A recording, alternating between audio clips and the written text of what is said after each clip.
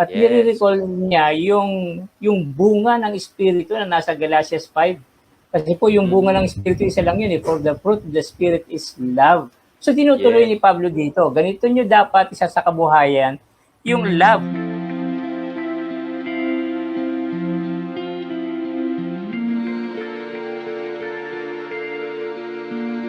So dito Mark Paul, na-hit mo na actually yung yung sinasabi ko na basis Yes. ng behavior na inaano ni Pablo dito eh. At ang basis na iyon ay love. At Yes. nire-recall niya yung bunga ng Espiritu na nasa Galatians 5.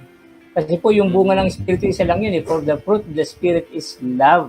So tinutuloy ni Pablo dito, ganito nyo dapat isa sa kabuhayan, yung love. Kapag may nagkakasala, kumbaga ibabalik ninyo, pero gently nyo dapat gagawin yun. Magpasanan kayo ng pasanin ng isa't isa. Tapos, huwag kayong mapagmataas dahil nakakasira ng pagmamahalan sa church yun. Yun ang kadalasan nangyayari sa maraming mga church natin. Yung iba, itinataas yung sarili nila eh. At ibinababa naman yung kapwa, kaya nawawala yung pag-ibig.